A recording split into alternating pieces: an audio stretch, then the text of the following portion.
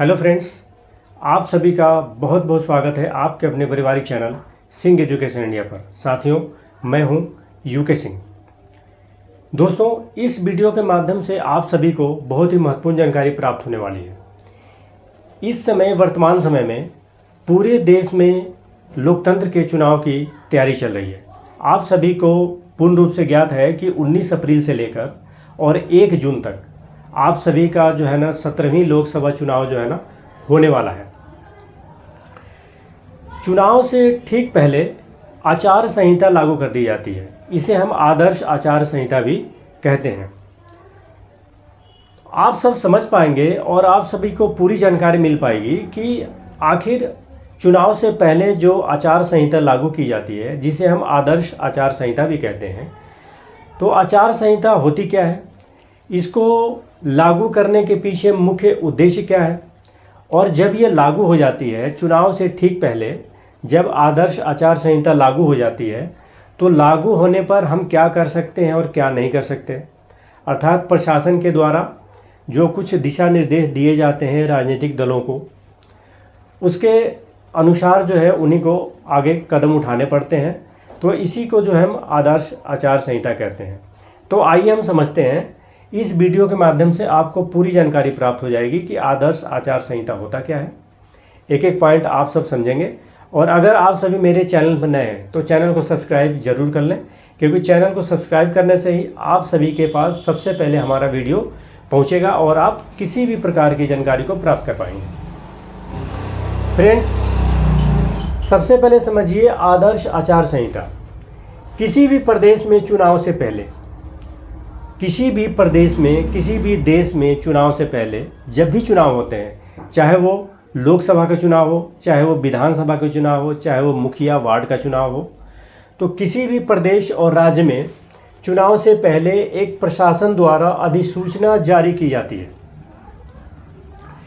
एक अधिसूचना जारी की जाती है, फिर आचार संहिता लागू कर दी जाती है। उस अधिसूचना के आधार पर चुनाव के नतीजे आने तक यह लागू रहती है। जो आदर्श आचार संहिता लागू की जाती है चुनाव से पहले, जब तक चुनाव के नतीजे नहीं आ जाते, सरकार का गठन नहीं हो जाता, तब तक जो है ना यह आदर्श आचार संहिता लागू रहती है। ये वो दिशा निर्देश है जिनका पालन करना सभी राजनीतिक दलों के लिए अनिवार्य होता है।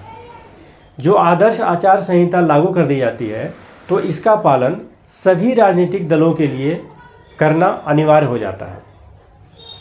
निष्पक्ष चुनाव कराना, राजनीतिक दलों को मनमानी करने से रोकना आदर्श आचार संहिता का मेन उद्देश्य होता है, मुख्य उद्देश्य होता है कि पूरे देश में शांतिपूर्ण ढंग से और निष्पक्ष रूप से चुनाव हो सके।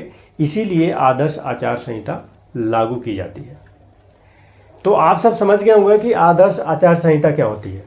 अब आइए समझते हैं कि जब आदर्श आचार संहिता लागू कर दी जाती है पूरे देश में, तो आदर्श आचार संहिता लागू करने के बाद जो पूरे देश के जो राजनीतिक दल होते हैं, जो चुनाव की तैयारी में लगे रहते हैं, जो चुनाव में अपने बल से, अपने धन से, अपने सिस्टम से, अपने प्रक्रिया से चुनाव की तैयारी करते हैं, तो उनको किस प्रकार से जो है ना कदम उठाने पड़ते हैं और उनको क्या पालन करना पड़ता है और उनको क्या नहीं करना पड़ता है। सरकारी कर्मचारी चुनावी प्रक्रिया पूरी होने तक निर्वाचन आयोग के तहत आ जाते हैं। जो भी सरकारी कर्मचारी होते हैं, चाहे वो ग्रेड ए के ऑफिसर हों, चाहे ग्रेड बी के हों, चाहे सी के हों, या ग्रुप डी लेबर ग्रेड के ही सरकारी कर्मचारी क्यों ना हो, सभी जो है चुनावी प्रक्रिया पूरी होने तक, जब तक चुनावी प्रक्रिया पूरी नहीं हो जाती तब तक जो है ना सभी सरकारी कर्मचारी आयोग के तहत आ जाते हैं। सरकारी मशीनरियों और सुविधाओं का उपयोग चुनाव के लिए जो है नहीं किया जा सकता। जितनी भी सरकारी मशीनरी हैं या सरकार का उपयोग है, सुविधाएं हैं, उनका उपयोग हम चुनाव के लिए नहीं कर सकते हैं। यानी कि कोई भी राजनीतिक दल अगर चाहे कि सरकारी मशीनरियों और सरकार की सुविधाओं का उपयोग वो अपने चुनाव में कर ले, तो वो नहीं कर सकता है। उसके बाद है दोस्तों, मंत्री और सरकार द्वारा नई योजनाओं का ऐलान भी नहीं किया जा सकता है। जिस भी राजनीतिक दल के मंत्री और नेता होते हैं, राजनीतिक दल होते हैं, उनके द्वारा नई योजनाओं का ऐलान नहीं किया जा सकता है। मुख्यमंत्री और सरकारी पदों पर तैनात लोगों को चुनाव प्रचार करने की मनाही हो जाती है।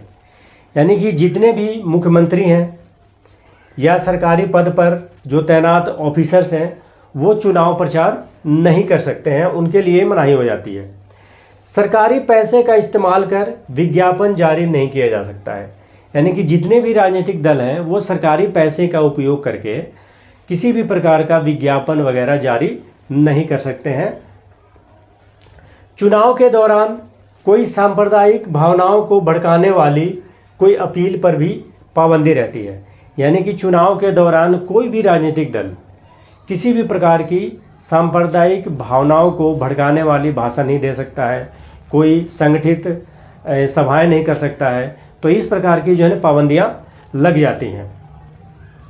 उसके बाद कोई भी सरकारी पुलिस अधिकारी या सरकारी अधिकारी राजनीतिक दल का पक्ष नहीं ले सकता है। यानी कि कोई भी अगर सरकारी कर्मचारी है, ऑफिसर है, पुलिस अधिकारी है, वो खुले तौर पर खुलेआम किसी भी राजनीतिक दल का पक्ष नहीं ले सकता है। ये विशेष रूप से इस बात का ध्यान रखा जाता है। चुनावी सभा शिष्टाचार सुशासन के साथ करना होता है। जितने भी राजनीतिक दल हैं वो अपना प्रचार करें, चुनावी सभाएं करें, अपना जुलूस निकालें, वो शांतिपूर्ण ढंग से, शिष्टाचार से और सुशासन के साथ उनको ये सभी काम करने पड़ते हैं। जुलूस निकालने के लिए भी चुनाव आयोग से परमिशन लेनी पड़ती है। अगर कोई भी राजनीतिक दल किसी भी प्रकार का अगर जुलूस निकालती है, अपनी पार्टी का प्रचार प्रसार करती है, तो उसको जो है ना सरकार से, प्रशासन से परमिशन लेनी पड़ती है, तब जाकर वो जुलूस निकाल सकते हैं। ये सभी राजनीतिक दलों के लिए मैंडेटरी होता है, अनिवार्य होता है। उसके बाद है दोस्तों, जिसकी जानकारी नज़दीकी थाने में देनी पड़ती है। अगर कोई भी राजनीतिक दल किसी भी प्रकार का जुलूस निकालता है, किसी भी प्रकार की मीटिंग आयोजन करता है, तो उसकी जानकारी जो है नज़दीकी थाने में उनको देनी पड़ती है सरकार के अंडर, प्रशासन के द्वारा। तो दोस्तों आप सब ये समझ गए होंगे कि आदर्श आचार संहिता क्या होती है। आदर्श आचार संहिता के लागू होने पर हमें किन किन बातों का राजनीतिक दलों को ध्यान रखना पड़ता है, किस प्रकार की प्रक्रिया वो कर सकते हैं, किस प्रकार की नहीं कर सकते हैं। तो यही है आप सभी का आदर्श आचार संहिता। जब भी चुनाव आते हैं किसी भी देश में, प्रदेश में, राज्य में, तो चुनाव से पहले आदर्श आचार संहिता लागू की जाती है कि शांतिपूर्ण ढंग से चुनाव हो सके, निष्पक्ष रूप से चुनाव हो सके और देश का माहौल, समाज का माहौल खराब ना हो सके, बिगड़ ना सके। और आदर्श आचार संहिता सभी राजनीतिक दलों की सहमति से बनाया गया है और सभी राजनीतिक दलों की सहमति से ही उसको लागू किया जाता है और सभी राजनीतिक दलों को इसका पालन करना अनिवार्य होता है। फ्रेंड्स, इस वीडियो के माध्यम से मैंने आप सभी को जो भी जानकारी दी, जानकारी कैसी लगी आप सब मुझे कमेंट्स करें, डायरेक्ट फ़ोन करके मुझसे बात भी कर सकते हैं, अपने विचारों को साझा करें। तब तक आप सभी के लिए बहुत सारी शुभकामनाएं। इस वीडियो में फ़िलहाल इतना ही, अब मिलते हैं अगले वीडियो में। तब तक के लिए जय हिंद, जय भारत, ऑल द बेस्ट।